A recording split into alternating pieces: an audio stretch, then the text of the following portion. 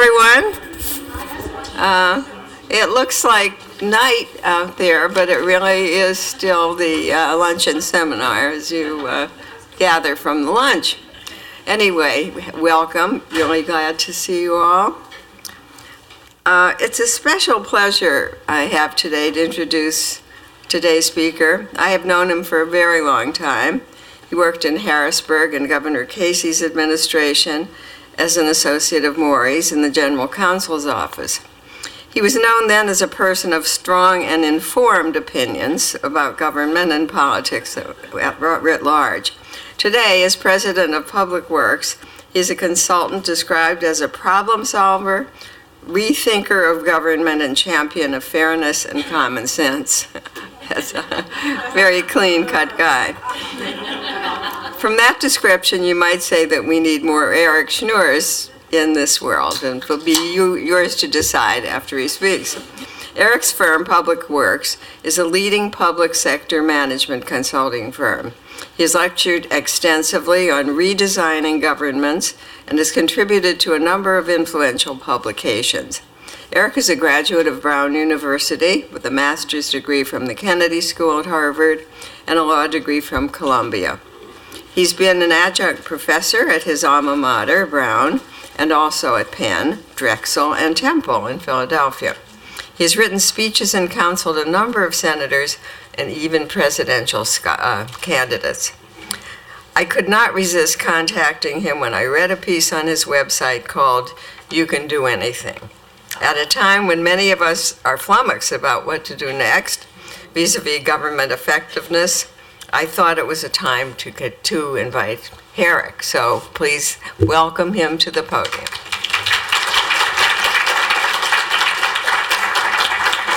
Thank you. All right. Is this working? Can you hear me okay? Okay, great. So those kind words that Sandra said about me, or whatever, reinventor of government, all that those were written by my publicist, actually. So you can put little store by them. It's an honor for me to be here because, as Sandra said, I've got a long association with Sandra and Maury. Everybody here, I'm sure, knows they're two of the most fantastic people you could meet. And being here as their guest is an honor. I'm afraid that all of you are probably here under false pretenses because, as Sandra said, she asked me here because of this little newsletter piece that I send around. That I have an electronic newsletter that's read by a small number of people that basically consist of my family and Sandra Myers. And I happen to write this piece. It's called "You Can Do Anything," as it says, back in February. And as Sandra said, she called me up and said, I want you to come deliver a message of hope in these dark times. I was joking with Charlie Lyons, another old friend and associate of mine, about how anybody who knows me would never invite me to be a ray of hope in otherwise dark time, because I think most people think I'm fairly pessimistic. And I would argue, like most pessimists, that I'm not pessimistic at all. I'm just being realistic. I've got a slide presentation for you that I'm going to zip through or largely ignore, because I discovered once I really sat down to run through it that it's about an hour long. And if I go really fast, I can do it in about a half hour. But as Sandra said to me, you folks like to ask questions, and I have the impression from things that she and Maury have said that you ask a lot of good questions. So I'm going to try to be really brief and just say some outlandish things to provoke questions, and then hopefully spend the rest of our time having a discussion. So I'll try to cut to the provocative stuff. And get at what I really meant by you can do anything. And in some ways, it's kind of, you have to do anything, because we're, in my view, we're at a very critical point in history. I'm going to run real quickly through, these are some things I've written in the past 10 years that have basically turned out to be true, which is mostly for the purpose of saying, okay, what I'm going to tell you may sound nuts, but I think I'm right. You can decide afterwards whether you think so or not. This is a piece I particularly like that I wrote the week before the election in 2016. And I wish I'd had the courage of my convictions. I believed that Trump was going to win. And I should have said so, because then I would have been proven right, and everybody would have thought I was a seer. But I thought, I think he's going to win, but nobody else thinks so. So if I put it in print, I'm going to be embarrassed. So this piece was purports to be written by a historian in the year 2100, looking back at the 21st century. And it basically says that all the problems started with the 2016 election in the former United States, as this author says. I fudged in saying that it was because Donald Trump won by saying that whoever won that election is now unknown. The name has been lost to history. But we do know that whoever the two major contenders were, they both ended up in prison. And so part of this piece was joking, part of it was serious, but the gist of it was that there are forces that have been driving things for decades, technological and economic changes, that have resulted in things that, basically the quote here that I pulled out of this article, I had a conversation with my editor on this recently. I said, if you reprinted the articles that I wrote 2 years ago today, everybody would say, everybody knows that. And I think this is a fairly commonly accepted view of what happened, and there are deep changes, global changes, economic and technological, that have led us to the point we are today, where there's deep divisions in this country. And what I wound up saying in the article was, essentially, the country's going to come apart regardless of whether Trump or Clinton won. I thought things would play out largely the same way. And it's largely a question of who secedes from whom, depending on who wins the various elections.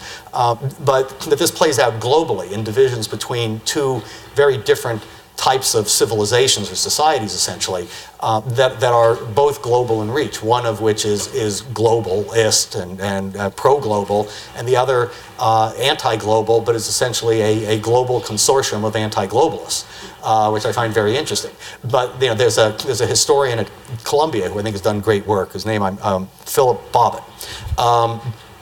He wrote a book called Terrorism and Consent, and one of the things that he argues is that every age is characterized by a different form of terrorism, which is essentially the reaction against the power structure of the day, and that the power structure of the day shapes the terrorism of the day, that each is a reflection of the other.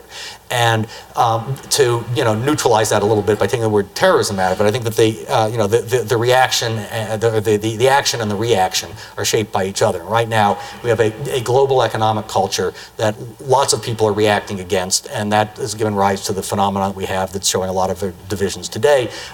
All of this is hardly remarkable to say nowadays, but I started writing about this a number of years ago, and my prediction has only been, well, it's going to get worse. Now, I think the forces that are driving that have great potential for positive outcome. There was a piece written about 2 months ago by Yuval Harari, who's a fairly well-known professor now out of Israel, who writes a lot about technology and the future of humanity. And Harari argued that essentially all the emerging technologies today tend towards authoritarianism. I don't think that's exactly right. These technologies both tend towards authoritarianism and against authoritarianism. And then there's a bit of an overreaction going on today in that, 20 years ago, the internet was going to solve all of humanity's problems, and, the Chinese government was going to fall, and it's going to be Arab Spring and happy everywhere, and, we're all going to be friends and be able to talk on the internet with people we didn't know, and, and it's all huggy. And now 20 years later, it's the apocalypse. The internet has given rise to Nazism, and governments like Russia's and China's are dominating the world, and we're all headed towards another dark age. I think both of those are overstatements. And the last slide I had on here is Ben Franklin with his comment about you have a republic if you can keep it. It's the same thing with the technology. We're at a point where things could get very bad, or they could get very good. It's just they're going to be very, very different. I think we're passing through. I'm just going to ditch the slides basically at this point. I think that over the course of the next 30 to 50 years, there's going to be change of an economic and political nature on a scale of what happened over roughly 150 years between the American Revolution and the end of World War I, or over a period of roughly 300 years from the beginning of the Renaissance through the Reformation and the Enlightenment and so forth. There's dramatic changes in the world where things aren't going to look at all like what they look like today within a generation or two. And when I've written about this, my friends usually call me up or email me and say, oh, this is like really depressing, or this is really scary. And it's why I find it amusing that Sandra thinks I'm here to be inspirational and uplifting. But I actually don't think this stuff is scary and depressing, or necessarily scary and depressing. The same technologies that are allowing the Chinese government to put cameras everywhere and process your every move, particularly if you live in Western China and you're one of the Uyghurs, and then have this social rating system where you're not going to be able to take public transit if you ever say anything bad about the government, stuff like that. As scary as that is, the same technologies make it possible for people individually to do all kinds of things that they couldn't possibly have imagined doing a couple of decades ago. Everything can be tailored to an individual nowadays. The blockchain technology, which some of you may know about, and if you don't, it would take the rest of the lunch to explain, but it's a technology that will be coming online over the next couple of years that is going to essentially radically decentralize everything. I'll give you a quick example of this, then kind of move my basic point and then open it to Q&A.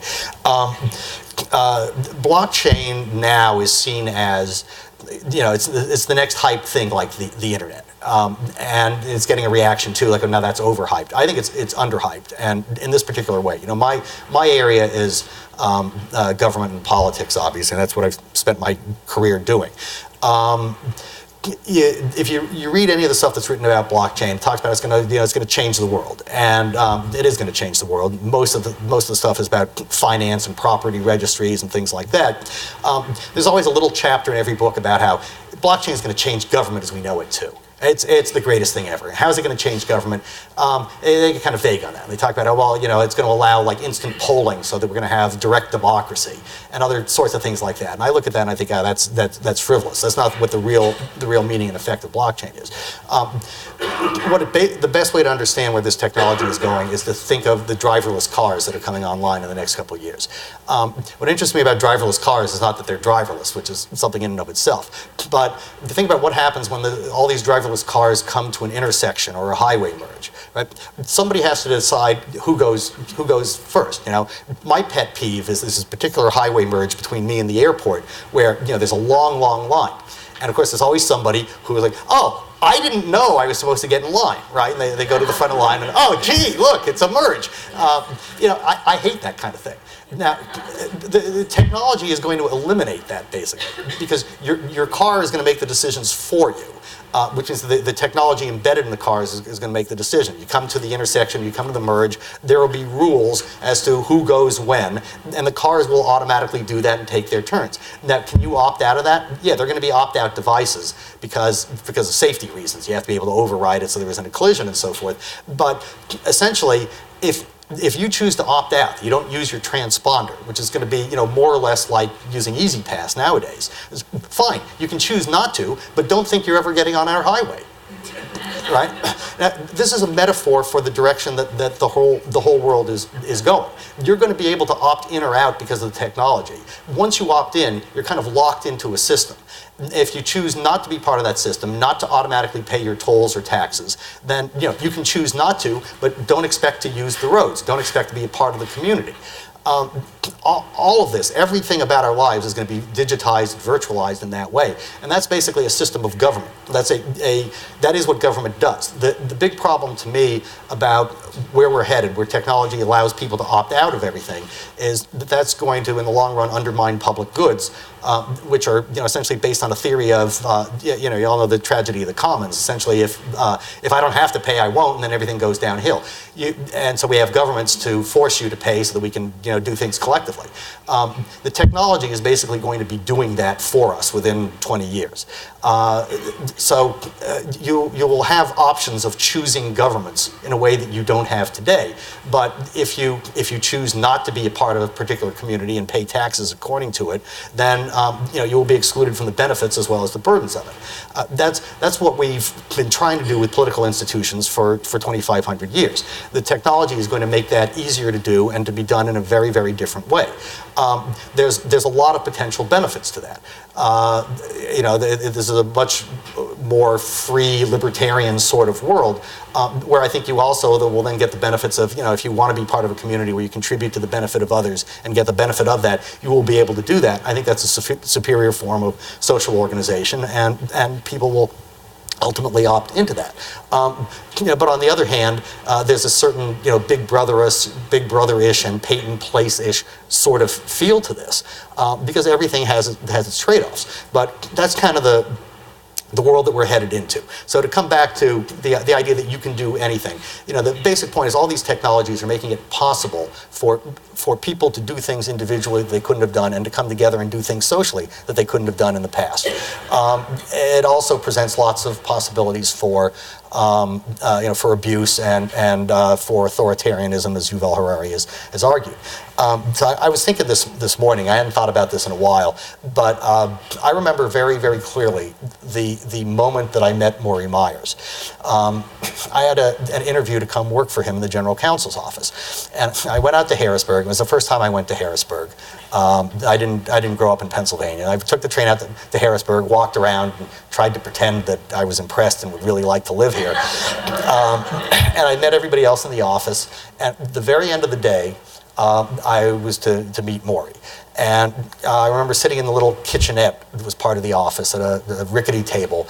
And Maury swings around the door, comes in, sits down very dramatically, and pounds his hand on the desk. And he looks at me directly and says, "Do you believe in the power of state government to make a difference in people's lives?" And I said, "Well, yes." And he pounds it again. He says, "Then you belong here with us." And that sold me basically. And I went to work to Maury because of that, because I shared the view that yes, state government can make, and not just state government, but government generally can make a difference in people's lives. And that's why people like Maury have done what he's done with his life, and why I've done what I've done with my life. But I think that the ability of government to make a difference at all, positive or otherwise, is declining because of all these technological forces, and will continue to do so. And what that means is that if you're interested in advancing a cause or moving the world in a certain direction, you have to look less to government and organized collective means to do that than you would have thought. Basically, when I was growing up, when I was in college, I thought I'm going to go into government and I'm going to go into law and be a civil rights lawyer because you can change the world. And none of the students that I teach or talk with nowadays think I want to grow up to be a lawyer. Sorry, Maury, but nobody wants to grow up to be a lawyer today. That's not how they see, and very few of them want to go into government or politics. That doesn't mean they don't believe in change and progress. It's just they don't see it coming there. And the article that I'd written that was the subject of the newsletter I sent around about You Can Do Anything was about it was written in the aftermath of the Parkland shootings. And the basic point was, look, we all know that quote unquote, nothing's going to change as a result of this. There isn't going to be any legislation about firearms. It just isn't. Then certainly not in Florida, which has the most conservative legislature in the country. I think probably more than Texas. But that doesn't mean that there's nothing that can happen as a result of this. And in fact, a lot of the things I singled out in the article that could happen did happen afterwards. There's lots of things you can do from the individual on up to the collective that don't involve government. Virtually every mass killer has posted on Facebook or prior to that left notes saying basically I'm going to go out and cause a mass shooting. It's not like it happens in the dark. They give off all kinds of signs, usually on social media nowadays. And so their friends and members of the community can actually pick up on this stuff, and usually do, and they ignore it. You don't have to ignore it. You can actually do things yourself to stop things like this because we're all exposed to it in our individual lives every day. Parents can be paying more attention to this and paying more attention to what their kids are doing. every one of these kids who's done a school shooting, their parents basically knew at some level. They just kind of ignored it. And there are programs in place in various cities that encourage parents to work with the police in identifying kids who are potential problems and doing something about it proactively. On a larger scale, people can do things in it's essentially a commercial space to change the world. And the Parkland students started advocating that people change their investing habits and their buying habits to affect the firearms industry. And one thing that indirectly had an effect, but the world started moving in this sort of direction, was Delta Airlines had an arrangement with the NRA to give preferential treatment to NRA members. They dropped the program under public pressure. And of course, there was a lot of public pressure then back from firearms supporters. That's swell. That's more or less democracy in action, except it's not democracy in a governmental setting. It's small d democracy on a wider stage. And I think that's where we're headed. Political democracy is in decline around the world for all sorts of reasons. And it's scary. But the economy and the technological world that we live in now creates a setting for small d democracy on a much wider scale, where lots of people can do things to influence the direction of the world. And I'll give you one example in this consumer boycott realm, and then I'll stop and just take questions and answers. There are two friends of mine that I met when I was practicing law after having left Maury's office. I did a lot of civil rights work, and I did a case involving farm workers, migrant farm workers here in Pennsylvania. And I met these two young folks, younger than even I was at that point, one of whom had worked in Haiti and so was hired as a Haitian Creole translator, because most of the farm workers in this case were Haitian. We needed somebody who could translate during the depositions. So he and his girlfriend were working with the clients during the depositions. So I had a lot of time to spend with them in the middle of Central Florida, where there was nothing to do in the evening except talk. We got to know each other pretty well. The two of them, Greg and Laura, settled in Central Florida after that and made their lives working for farm workers. Greg won the MacArthur Genius Award last year. Laura got awards from the Obama State Department and the White House and from the UN for the work she's done on human trafficking. To fight human trafficking. They first tried to organize farm workers and found that you can't do traditional labor organizing on the fields. It just doesn't work, basically. They tried to lobby the Florida legislature to pass, the farm workers are basically exempted from the labor protections that every other industry is covered by. Tried to get a state-level farm worker protection law. That obviously wasn't going to pass the legislature in Florida. Greg got this idea for a consumer boycott. And the consumer boycott worked. The margins in the food industry, particularly fast food, are very, very small. So even the defection of a small number of consumers really hits the bottom line. They started a campaign that basically said, don't buy anything anymore from Burger King, Taco Bell, Walmart, I forget the other two. Wendy's was one of them. Wendy's is the only one that hasn't complied yet. But it was basically the 5 largest purchasers of tomatoes in the United States. And they buy 90-something% of all tomatoes. And the companies caved. And the argument was don't buy because they support, every tomato you eat from Taco Bell, you're supporting slave labor. Well, enough people boycotted that the companies came and said, what do we need to do to end the boycott? The answer was essentially a private form of government. The companies set up what's essentially a farm worker protection law. But it wasn't enacted by any legislatures. They agreed to the terms of this and said, these are the conditions that are going to prevail in every field of tomato picking in Florida. And it's essentially a privately written statute that they agreed to. And what the enforcement mechanism is essentially, they agreed to settle this, and it's legally binding and enforceable in court. They will not buy tomatoes from any farm that doesn't comply with these rules. And the farms themselves cannot get their workers from any of the what are called crew leaders, but are, it's a euphemism. The people who round up the labor and bring them to the fields, they have to comply with certain rules. So there's now labor standards in effect in the tomato fields in Florida that you couldn't have gotten enacted by a legislature, but are enforced through a purely commercial mechanism that was brought about by a consumer boycott. There's an enforcement and investigative arm of this, essentially the executive branch, that's funded by the big corporations to be run by the farm workers and their representatives, and there's what is essentially a private judicial system that is run by the farm workers to hear complaints and kick people out of the program if they don't comply. So it's kind of like, all of us are in private judicial systems. We don't really realize this, but if you have a credit card, you're part of a private judicial system. If you ever have a complaint about your credit card and you try to sue over it, you can't. Part of the little, small print on your agreement is that you agree to an arbitration system that's controlled by the finance companies and you lose. So, if we're all subject to private judicial systems like that in one way or another, this is a private judicial system that has been set up on behalf of probably the poorest, most dispossessed people in America. And is aimed at some of the largest corporations in the world. So these folks have, thanks to the participation of individual consumers all around the country, established a non-governmental, private judicial system, executive branch, and legislative statute, all done without government, that is protecting the rights of some of the most dispossessed people in America, all because enough people cared to do the little thing of not buying a taco that day.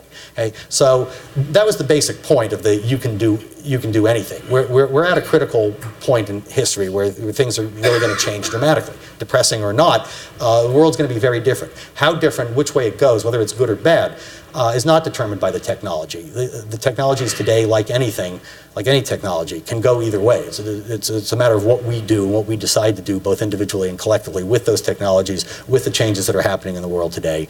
And we're living at a time where there can be there can be a dark age ahead of us, or there can be a time of tremendous individual empowerment that depends on, I think, less that you can do anything, but getting past the notion that I think is becoming increasingly prevalent of, well, I can do anything, I can do anything I want, to we can do anything. If we work together, there's tremendous change that's possible to create a world that is going to be much more free, much more prosperous, and much more democratic, and just different from what it is today. It's up to us which way it goes. That's all I'm going to say, and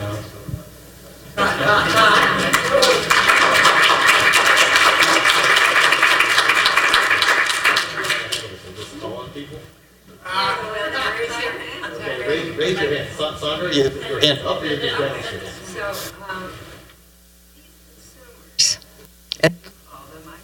So, because these people that you call consumers, I call citizens, because if they lived in a place that wasn't democratic, they wouldn't have any say. So I just wanted to make that point. Yeah, I mean, I have to sing with the podium? Oh, okay. Okay. So is that working then? Okay. Yeah, I mean, we could talk for several hours about this. So there's obviously some ways in which I don't know if I quite say oversimplified, but simplified. But yeah, I think the great political struggle being waged in the world today is between political democracy and authoritarianism, and the authoritarians are winning at the moment. I had a number of slides that were devoted to this, which I won't bother to whip through them. But I mean, this is not a recent phenomenon. There's been declining voter participation and declining faith in democracy over the last 40 years. It's accelerated in the last couple of years. I think it's due to the confluence of two things. All the technological and economic change that I've talked about is dispossessing a lot of people who are not very happy with the way the world is going, and therefore not very happy with their governments for not responding to it. All of this was deepened by the Great Recession, which had a couple of interrelated effects. One was that essentially blew up the social compact. There was a more or less an agreement since World War II that technocratic elites would run the world in the interest of everybody, and it would work. It turns out it didn't work. These guys didn't have a clue that this economic disaster was coming, and didn't know what to do about it. So the idea that we can just trust the professionals and things will be okay was severely damaged, to put it mildly, by the recession. And the idea that, in return for wealth and power, the world's elites would look out for everybody else in some semi-democratic fashion was badly damaged by the recession, because not only did that not turn out to be true on the front end, then it was solved by massive bailouts, not just in this country but around the world, where the people who more or less caused the problem got all their money back and everybody else had to pay for it. That ticked a lot of people off, particularly ticked off people who weren't doing well beforehand and aren't doing well after.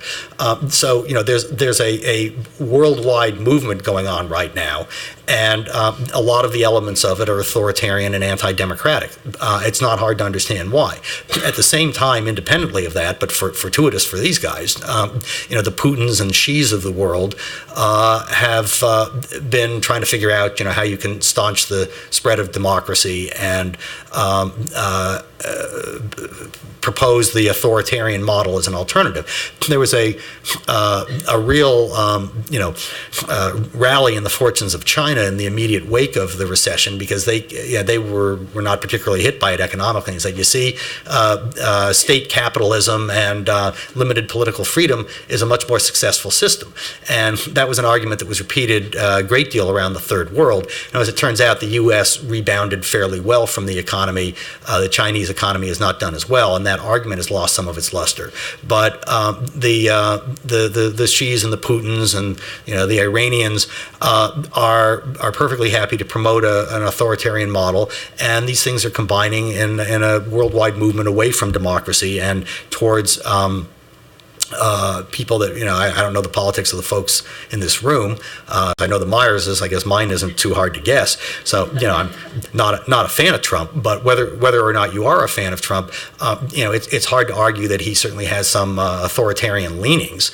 And people like him are winning elections all over the world right now. He's getting lots of new pals in the Philippines, in Hungary and Poland. The guy who's about to be elected in Brazil, the new president in Mexico. I don't know. They can kind of go either way, but the tide is running in that direction, and there's a serious threat to what the future of political democracy is. I think that ultimately you can't keep an entire population in thrall forever. Eventually, people want their freedom, and this sort of thing can't last forever. But how long it goes on and how deep the retrenchment is, I don't know. I don't think any of us know. I happen to believe that Trump will be reelected. Yeah, I know that's the reaction I always get. But what happens after that, I think, is anybody's guess. But I don't think it's likely to be good. But yeah, I mean that's the one big challenge. The question in response to that is, all the things that I talked about the abilities of the technological and economic changes we're looking at to allow for mass individuation and the undermining of authoritative systems in every area. It's not just government; it's every industry today. How much does that eventually undercut the power of to make it more neutral, the Putins of the world? I don't know. I don't know how that plays out. The one major difference is that, unlike the recording industry, the government industry has tanks and nuclear weapons. It makes it a little bit harder to topple them. But I think the overall direction of technology is actually contrary to Yuval Harari. It's towards decentralization. It's towards individuation. It's towards democratization. In the long term, I believe that will win out. But it may be a 50-year twilight struggle that none of us are going to be happy to have lived through. I just don't know.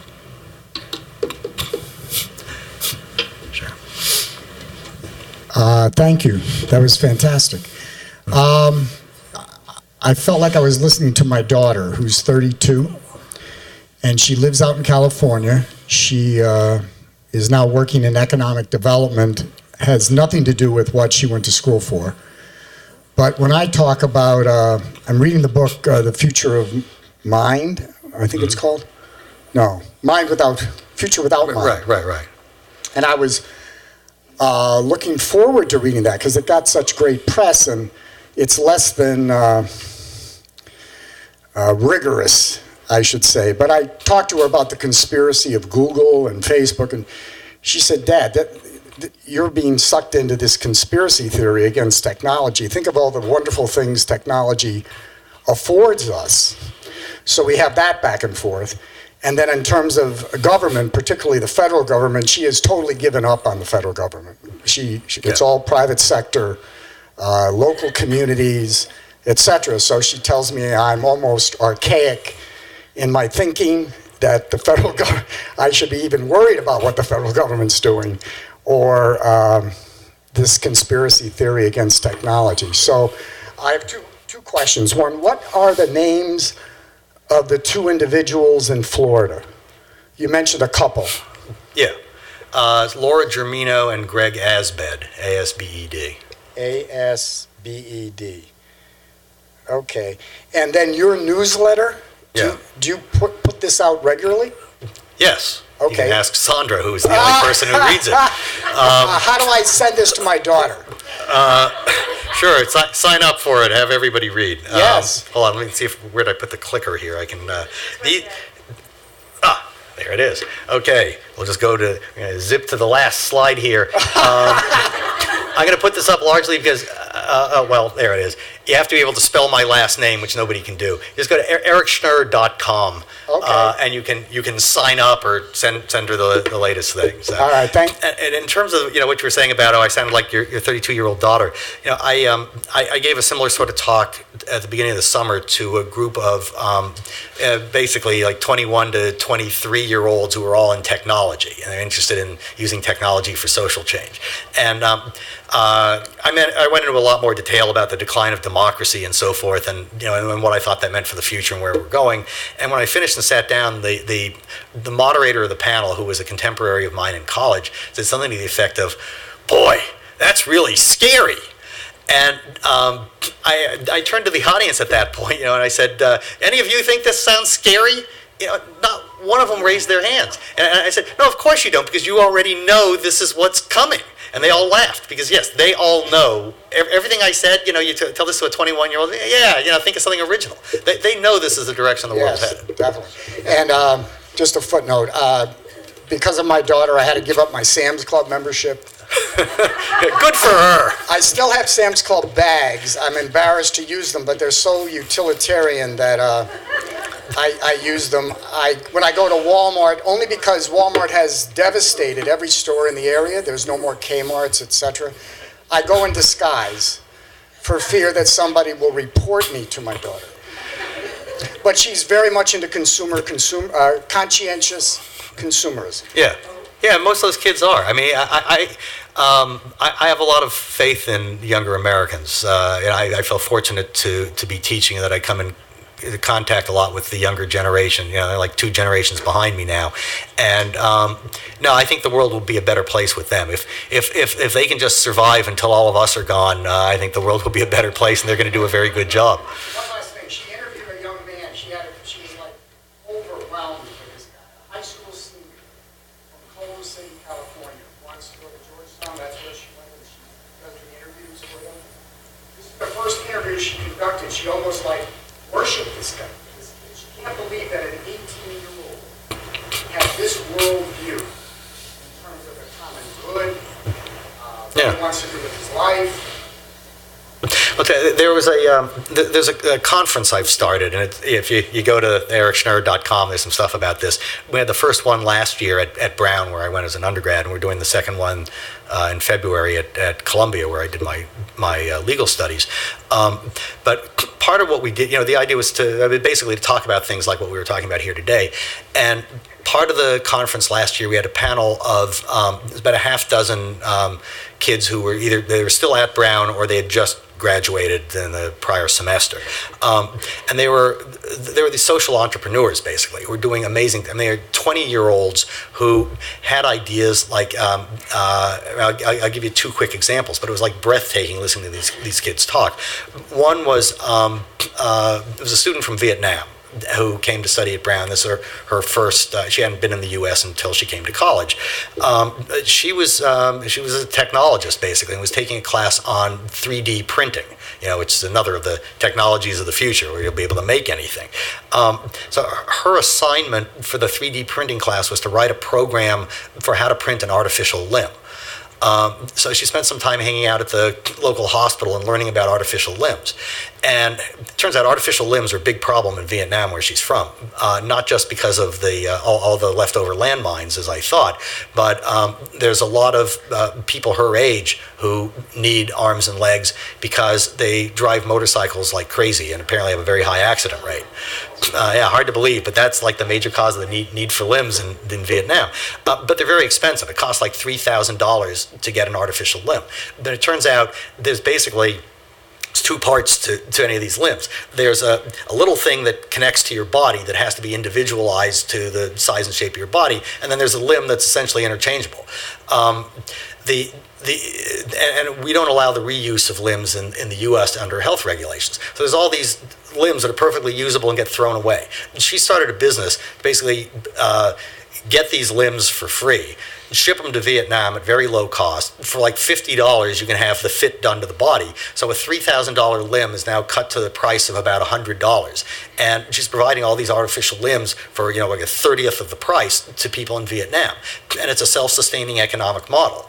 One of the other students, with the one that I remember the best, was I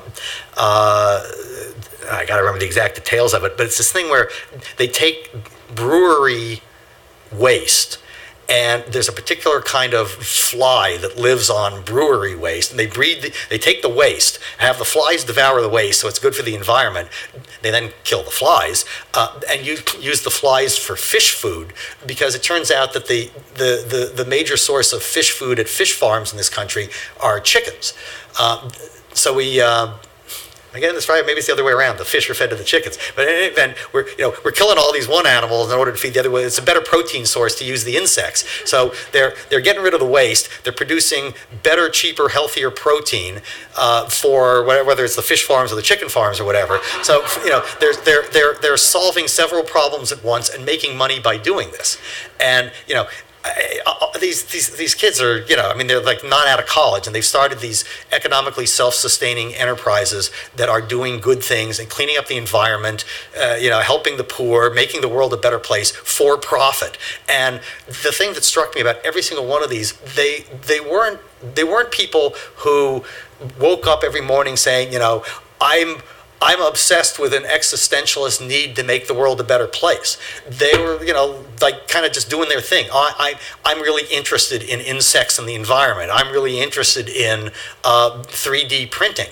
And they just kind of took it for granted that, oh yeah, I can create this model to do X, Y, Z. And they went out and did it. And there's like tons and tons of that around nowadays. They're the ones who are going to save us. As worried as you can be about Donald Trump, there's lots of great people out there doing lots of great things, and particularly the younger generation. Most of them are just doing this as a matter of course. Did they vote? No, no, unfortunately. What you started out describing about what Silicon Valley may have envisioned and what actually happened looks like it falls under the law of unintended consequences. More deliberate, we have seen, when you mention Putin and others, the deliberate manipulation of news, facts, whatever, through means that directly target people and get to the masses without the intermediaries, although we do have Murdoch with his means. And then secondly, what we see is the undermining in certain areas of academia. And I'm referring to the Koch brothers at George Mason University and things like that. How do you see this playing out? Is this just going to be, it's going to take the long term to the 50 years that you mentioned to work its way out? Is there an undercurrent, or is it going to be a development that can blunt these forces, that can help whatever we need to do to preserve democracy? Where do you see it going? Yeah, that's a great question. I spend a lot of time thinking about this, and of all the things I worry about and all the things I think about, this is the one I at least have an answer to. I don't know what the answer is to that. But yeah, I think that's one of the most fundamental challenges we're facing now, is the destruction of truth and fact as concepts that anybody believes in. And it's related to the authoritarian agenda, but it's not quite the same thing, and it's a byproduct of the technology. And again, this is something where 20 years ago, the rap on the internet was, this is going to bring the ascendance of truth and fact, because you're going to be able to find the answer to anything, and it's going to be authoritative, and isn't that great? Well, now, you can find 50 answers to things now, and 49 of them are totally made up. And it's only going to get worse. I assume, given the comments and reactions I'm getting from this crowd, you're pretty well informed, so you're probably aware of this deep fake phenomenon. But that's coming online like quicker than I thought, and it was like everything you're going to be seeing from now on is going to be fake. You'll be watching TV ads of Barack Obama telling you to vote for Donald Trump, because they could be able to manipulate video and audio so well that it's going to be impossible to tell what's real from what's fake, right? And that's really scary, and there's all kinds of implications of that. And I'm friends with Jim Fallows, the political editor at the Atlantic Monthly. When I was in college, I got a summer internship working for Jim when he was the head speechwriter for Carter. So I've known him for 40 years. We were talking recently about that basically this is about is whether the Enlightenment is ending or not, which is a somewhat bigger thing than just is the Trump administration ending or not. I mean, we're looking at a struggle over whether the Enlightenment continues or this is the end of it. How does that play out? I don't know. I've got to believe that there is going to be some kind of pushback. I have no idea technologically what that is or ontologically what it is. I don't know. I can't figure that out. The only reason why I think there's got to be something is because that's just the way the world works. And it's not like I believe in some pendulum theory. It's the way that the physical world works. Something happens, and there's a phenomenon that emerges that is able to feed off of and beat that phenomenon. It's how life emerges from inert objects. There is some kind of defense to untruth and truthiness that will somehow emerge, whether it's a philosophical alternative, whether it's a technological alternative, I don't know. But I can't believe that for the remainder of human history, no one will be able to figure out what's fake and what's not, and that we won't have a definition again of what's true or what's not. We may not all believe the same thing and be able to agree on what the truth is, but I don't think that truth can disappear completely as a concept the way it's currently doing, without there being something that comes back. And this is kind of an analogy, not a direct thing, but this is all interrelated. There was a book that came out a couple years ago by Benjamin Wittes, who has become much more prominent in recent years because he's the guy that James Comey leaked his memos to initially. He was a longtime friend of Brett Kavanaugh, who endorsed Kavanaugh and then decided, I unendorsed Kavanaugh. So Wittes has been in the news a lot in the last 2 years. Prior to that, he was just, an academic. And he co-wrote a book called The Future of Violence. And the basic point of it is that, these same technologies we've been talking about the whole lunch period here, they're basically making it possible for individuals to wreak havoc independent of states in a way that was totally unimaginable years ago. And he opens with a scenario where you get like a spider that's actually a bot that flies into your shower and assassinates you. And you laugh. We're actually going to be living in a world like that in about 5 years, and it's going to have a little camera and monitor you, and it'll come in and kill you. And anybody will be able to assassinate anybody from halfway around the world, and that's the world we're going to be living in. Oh, but on the other hand, there's all these technologies that will tend towards centralization, and while all of that undermines states as we know them, states will be able to come back and do certain things with the technology as we've been talking about. He's a little bit more optimistic than I am in terms of, how states figuring out how to surveil you and cut off your individual freedom is actually going to be a good thing, and B, their abilities to do so. But the book is divided into 3 sections that are all, like that kind of discussion about, this is going to happen, that's going to happen, that's going to happen. If you look at it, the larger arc of the book, they don't really make this argument, but what it basically comes down to is, for every thesis, there's an antithesis, and there just is. That's the way the world works. So, I don't know what the answer is. There has got to be an answer at some point. How long until we get there, how bad things get before we get there, I don't know. We'll have a slightly better idea of that in 2 weeks, you know? I can't say I'm optimistic there either, but... To follow up on the groans from before, why do you take the premise that Trump will be reelected? Well, for one thing, I just like depressing people, but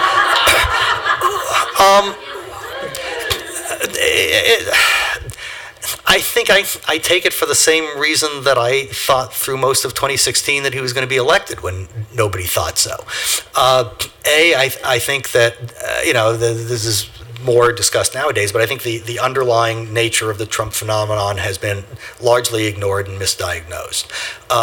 B, to the extent that people get it, I still don't think that liberals get it. There's a feeling that I just wish these people could go away. I wish we could beat them. They must be destroyed.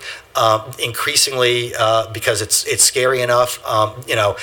Trump is a person who corrodes everybody around him, and he's corroding everybody around him in the political system now. So now he gets to do it more than just in Trump Tower. He's affecting the entire society. I'm not one of the people who thinks that, like Eric Holder said, that when they go low, we kick them. That's just saying, let's be like Trump. I don't think that's the way you beat Trump. I mean, there's a great Martin Luther King quote about you don't chase away the darkness with more darkness, you do it with light. You don't beat hate with more hate, you do it with love. That may sound a little bit idealistic, but ultimately King and other nonviolent philosophers like him are right that if you wind up defeating fascism with a violent revolution, historically what you're left with is not a particularly good society. That's not the way you actually wind up winning. The descent of the Democratic Party into behaving like the Republican Party, I don't consider to be a good thing for one thing. But on a larger level, I don't think that I don't think that liberals are willing to say, because look, they don't find Trump voters appealing. But I don't think that they find anybody who isn't like them particularly appealing to begin with otherwise. But they're willing to overlook that for other ideological reasons. The fact of the matter is that other than hardcore alt-right sort of people who actually are real Nazis, most of these people aren't Nazis. They're people who are on the receiving end of global challenges that are wiping away the world as they know it, and they're upset for the same reasons that liberals now think everything they thought was happening because Barack Obama was president, and now the world has changed forever to be a wonderful place, and that's getting wiped away. They're scared. They're scared for the same reason that the people that they're scared of are scared. There's a whole lot of scared going on right now, and it's for largely the same reasons. If we can't bridge that divide, the people who wind up coming out of that in the best position are not people who believe in liberalism in the broader sense of the word. So I think it's a gross mistake to not pay attention to the concerns of the people who are voting for Trump. And I think that liberals as a class and the Democratic Party as an organization are doing a very, very poor job of that. Plus, what you see going on right now is a reminder not to underestimate the forces who are behind Trump and how the vote is likely to turn out. Charlie and I were talking about this last night. I think what's become clear in the last 2-3 weeks is the polls in every district and every state across the country are trending against the Democrats. And what's the reason for it? It's Kavanaugh. Why? We all know why. I mean, this is the scared men are coming out of the woodwork like crazy because this set them off. The thing is, there's a direct parallel to this in 2016, and that was the Access Hollywood tape, which most people think, oh, that hurt Trump. No, it didn't. It has the same effect. The movement towards Trump that gave him the election started about 3 weeks out with the Access Hollywood tape. It's the same phenomenon as what's happening today. And, most of us look at that and say, that's a bad thing for them. Well, no, it's not. This is what's galvanizing his support. The level of misunderstanding of the other side, on both sides, is truly remarkable. But if you look at the distribution of votes around the country, you look at how the Electoral College is set up, you look at how Congress is set up, I'm sorry, Hillary Clinton more or less hit her mark. She got basically the same vote that Barack Obama, and I'm not a fan of Hillary by any stretch, but, and that campaign was terrible. But in terms of the vote outcome, she got the same vote as Barack Obama. She won by the 3% that she should have won by, but she lost the Electoral College. I think there's a better than 50-50 chance that happens again. And Hillary, with all of her faults, had more going for her as a candidate than anybody else that I see out there right now. So, no, I'm not optimistic about the chances of Donald Trump losing. Sorry.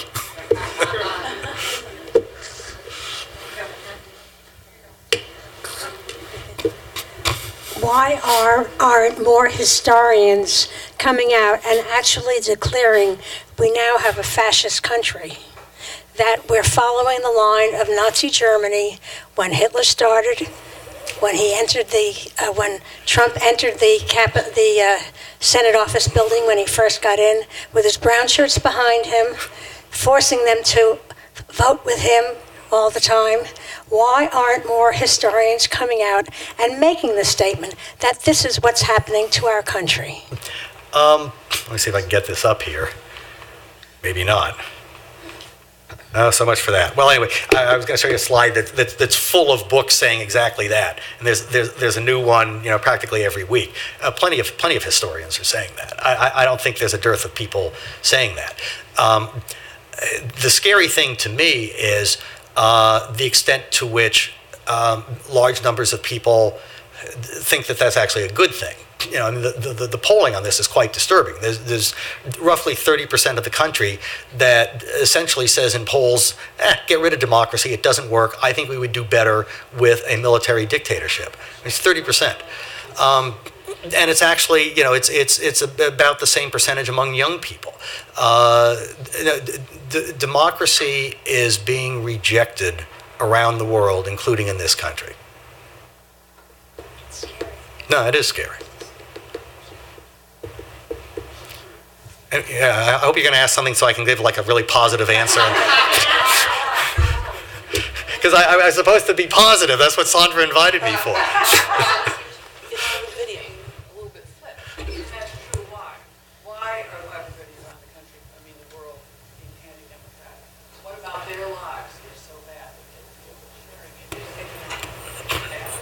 Well, I mean, it's everything that I've said. For large percentages of people, the economy is not working out well for them. I mean, we're living through a phenomenon that you can analogize pretty easily to the early 1800s with the movement to the Industrial Revolution. In fact, I'm teaching a class right now on poverty, and one of the readings that I had the class do was a collection of historical writings about the approaches to poverty, and there was a section on the origins of the poorhouse, which largely shaped what most of our social institutions are like today. The poorhouse emerged in the early 19th century, along with virtually every other institution that we use now. The prison, as we think of it today, did not exist before about 1820. Prisons, insane asylums, poorhouses, homes for the aged. All these institutions sprung up at about the same time, and they were based on the same model, which is essentially the factory. And Sandra mentioned in her introduction, a lot of the consulting work that I do is largely around improving government efficiency. And the pitch I've given governments for years about improving social services is that almost all our social service systems today are based on this correctional/insane asylum model, which I say this flippantly like you, except it's true. The concept behind all of these things, and I'll add before I say what I say. Whenever I say this, if there are teachers in the room, they'll immediately say, "Oh, it's schools too." The philosophy of all our social systems for the last 200 years has been: you build the biggest, ugliest building you can build. You cram as many people into it as you can. You leave them there for as long as possible. You ruin their lives, and then you let them out. That's how we treat poverty, crime, aging, education, everything. right? And it turns out there are better ways to do this. And thankfully, the technology is making it possible to do a lot of these things, to individuate education, to let people stay at home and be better cared for, and to have community-based corrections and so forth. So we're moving away from that sort of thing. But the thing that was interesting to me about this reading that I signed for the class was it started talking about the economic conditions at the time, and this coincided, the move to these institutions coincided with the arrival of the Industrial Revolution. It happened about 40 years earlier in England and then here, and exactly the same thing happened. The poorhouse and the prison and so forth started in England with the Industrial Revolution, came here with the Industrial Revolution. The book, in particular that I'm talking about, spent a lot of time describing the reactions of politicians and editorial writers and public speakers and so forth around that time. And it reads remarkably like today. People's concerns about the disappearance of daily life in their communities, the complete change in the economy. One of the things that was really striking to me about it, was really upsetting to people, was the job as we know it today. We're all frightened about the disappearance of jobs. The job as a concept that we know today did not exist 200 years ago. The job is an Industrial Revolution phenomenon. It comes with the factory. The movement away from what we would consider insecure, temporary types of employment, everybody's a 1099, that was what the world was until about 1820 in this country. When it switched from that to everybody had to have a job, it scared the hell out of people, because you didn't have the freedom and independence to, if this particular thing didn't work out, then, you get a gig doing this and you piece it all together. And it's, the exact description of like what my life is like today and what the direction the economy is going, and that scares most people. That was the good old days. And this switch to the job and lifetime employment with the same employer, it's hell. It's horrible. And there was tremendous social upheaval about it, about moving in exactly the opposite direction from how we're moving today. But those kinds of huge economic changes, they destroy communities, they change the fabric of your daily life, they affect the family, they affect religion, they affect politics, affect everything around you. Just like I said about the people in the 1380s, everything they knew doesn't exist today, they'd be horrified. Well, for a lot of people, if you live in San Francisco and you're in the tech industry and you happen to be male, it's a great time to be alive. If you live in lots of places in this state, there's a reason why Donald Trump gave his first big trade speech in Monessen. We're the epicenter of this just as much as the Midwest is. But for lots of people in this state and in states that were the homeland of the Democratic Party for a long time, life is being turned upside down, and it's not unreasonable to be scared of that. It's not unreasonable to think that this is horrible and they don't welcome it. The question is, what are you going to do about it? There today are two alternatives. Let's turn the clock back. We can just have it be the 1950s. And we have less freedom of expression. We don't have any immigration. We get rid of all the people who've immigrated since then. We put African Americans back in their place. We send women home. We dominate the world economy and tell everybody else to go to hell. Everything's going to be great. That'll solve all the problems. Or blank. You tell me what the alternative is that the Democratic Party is proposing today. There's none. As long as that's the case, the best they come up with is, I thought the 60s and 70s were pretty good. Let's go back to that. As long as that's the alternative to the 50s, I think the 50s is going to win. There is no viable alternative being enunciated today. Now, can you talk intelligently about what should be done in that world? Yeah, but it's going to be difficult, because the main problem is, you look at the disruption of going from the agricultural era to the industrial era. It was, a tumultuous world for 100 years. We're doing all that tumult, but we're going to do it in about half the time.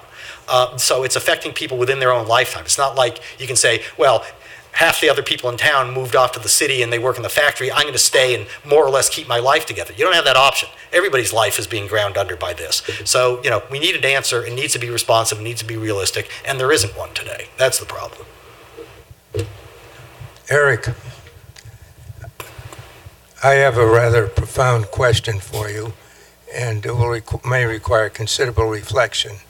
The question is, did I make a mistake in hiring you?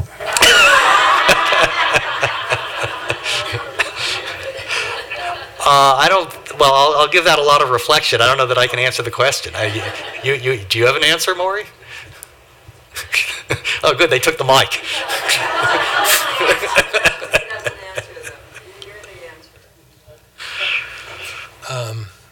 I think the big lie is that we are not all born equal. We know even now that even twins don't have the same DNA. We're born into different situations, and the problem is that we're morally corrupt. We have to take care of the people that don't have it as well as we have it. And that's I think that's the major problem that we have. We have the Supreme Court that we used to depend upon, but even the Supreme Court has decided that corporations are people and that money's more important. And for self-preservation, we have to be selfish. We have a selfish gene. And so we have to remember to try to take care of other people, like countries like Canada or Sweden, etc. That's really what we have to do. I don't know that I have a response to that, other than I basically agree. The challenge is how do you get there? We had a good answer to that, but it was an answer based on. Other countries have managed that, right? Other countries have what? Canada has managed it. Sweden has managed it. Finland. The other countries have managed to have health care for everybody. Compensation. Yeah, but I'd be careful about. I'd be careful in citing any of those countries. I was going to leave out Canada, but most people I know think that Trudeau is going to lose the next election, and you're going to get a similar sort of government to Trump in Canada. But the Swedes are going backwards on that. They're much more free market oriented than the U.S. is, actually, and they have been for the last 20 years. The kind of social state that you're talking about has been in retrenchment worldwide for the last 40 years, and I think will probably continue to be. And as I've said with everything, I don't think that's necessarily bad. The question is, how do you adopt the goals that you want to achieve and that were achieved through the 20th century welfare state? How do you pursue those objectives in a world that is demonstrably different in terms of its material conditions? I don't think the answer is more Franklin Roosevelt. I love Franklin Roosevelt, but he's not the president for the 2030s. We need to figure out what that answer is, and it's not exactly the same as the 1930s to 1980s welfare system in the United States. The very simple thing is that enough is a feast. That's the basic principle. Right here, son. Doesn't anybody want to go home? I thought somebody did.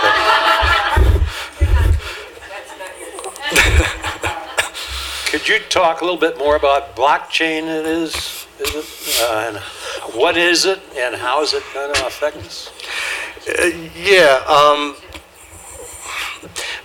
So as I said, blockchain is going to be the next big thing in technology, and kind of if you're a techie, it already is. I'm starting a little business that has a small blockchain component to it, and whenever I've talked to venture capitalists, they'll say, "Oh, yeah, you'll raise the money, but you want to raise the money faster? Just mention blockchain 5 times, and they'll throw money at you." So it's the in thing. I'll give you like a brief history and an example of how it works and what it means. Blockchain is the technology that underlies Bitcoin, which you've probably heard more of, and that's essentially a virtual currency. Blockchain was the technology that was developed to make it happen because there are a number of technological and intellectual challenges that underlie the creation of virtual currencies. Basically there's a trade-off between anonymity and security. People want to have transactions where if you buy something, the government can't track everything that you're doing. Obviously, lots of bad people want that, but lots of people want that for other reasons. That's why you might pay cash for something instead of using your credit card. But the more anonymity there is, the higher chance there is for counterfeiting. So there's a technological challenge in creating virtual currencies. Blockchain was the technology that was developed to solve the problem, and what it basically did was it creates what's called a distributed ledger. What that means is there's no central computer like there is with Facebook or virtually anything else that we think of today as these big technologies. It's totally decentralized. So you can become a part of the blockchain network, basically, which has millions and millions of people worldwide. You download the software onto your computer, and you can run the whole blockchain on your computer. So the thing is, there are millions. I mean, it's similar to Napster, if you know what that was. There are millions and millions and millions of computers around the world that have the software running on it, and that one implication of that is no government anywhere can shut it down. Because as long as one node survives, the entire system survives, and anybody can access it. So the government can't shut down blockchain. It can't shut down Bitcoin. They just can't, because it's physically impossible unless you shut down everything. And the mechanism by which it does what it does, it's basically they had to come up with a way to make sure that that a transaction was a real transaction. So you couldn't be manufacturing for yourself millions of dollars that you didn't really have. And the way to do this essentially was to distribute the ledger, the record of how much money everybody has, like a bank ledger, across virtually every computer in the world. So you might be able to hack and change some of them, but you're not going to be able to change all of them. So the real record exists. And the kind of pre-tech example of this that's used is there are these people on a South Pacific island. I mean, I'm not making this up. This is real. I forget what they were called. I think it's the Gap. But they had a system of money where they created money that was made out of stones that's like 12 feet tall, these huge wheels of stone. And nobody knows how they did this, because the stone had to be quarried on other islands that were like 20 miles away, transported by canoe somehow or other hundreds of years ago. And they had these massive 12-foot stones that were used as money. And the deal is, once they got them there, they couldn't move them. And they developed this ledger system. It was basically, I'd have a $20 stone sitting in front of my house. And I decide, I like your vest, I want to buy it. How much is it? It's $20. Okay, great. You can have my $20 stone, you give me the vest. What we would do is then go into the center of the village and announce loudly, okay, what's your name? Charlie? Joe. I'm dead. Jack Russell is Charlie. Oh, so I'm sorry to hear that. So Joe and I are making a trade. I'm getting his vest, and that big $20 stone in front of my house, that's now Joe's. Now, of course, Joe's not taking it because you can't move the thing, right? But it's staying in front of my house, but it's Joe's $20. So, a week later, Joe goes and decides he wants the Sprite there. How much is it? It's $20. Okay, he takes the Sprite, and you get the stone. So you and Joe would then go into the center of the village and announce, okay, the stone in front of Eric's house, it's not Eric's anymore, it's Joe's. That's mine now because I'm getting the Sprite. And everybody in the village kept the ledger. It's a stone in front of Eric's house, it's Joe's. No, it's whatever your name is. Sharon, okay, that's Sharon. They write in Sharon. And this would go on for years and years and years, and everybody kept a record. And at some point, there's some kind of a dispute. Joe, who turns out is kind of a heel, decides he wants to claim the $20, even though he gave it to Sharon years ago.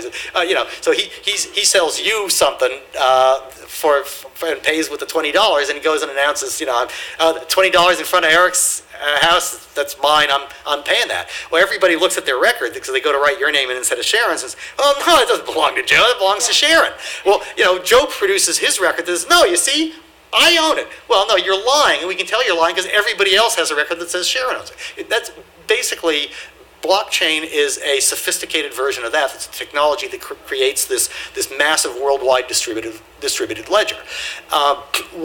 It was created for the purpose of having these currencies, but it's going to be used and is already being used for other kinds of financial transactions, for keeping records of property in places where they don't have written records, and so they'll be more secure. It's being used to track blood diamonds now, basically, that you can get to the point where everything's going to be digitized and have chips and so forth. You can track individual diamonds now, and when you go to buy it, you'll be able to track exactly where it was mined and who it passed through, and say, oh no, I don't want that one because it's a blood diamond.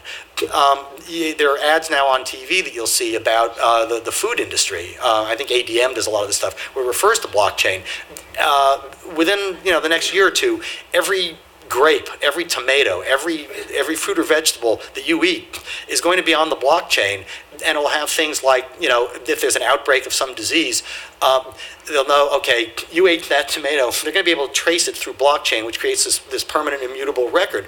Instantaneously be able to figure out basically the exact plant that grew that tomato, who picked it on what date, what factory it was transported to, and what truck, and be able to track every other tomato to figure out whether there's an outbreak that's just this tomato or others, and be able to recall them. And it's going to transform the world. But one of the ways it's going to transform the world, as I talked about, is government. It's going to be a system of governance that is going to be governing everything from the air you breathe to your refrigerator. That's all going to be connected. So anyway.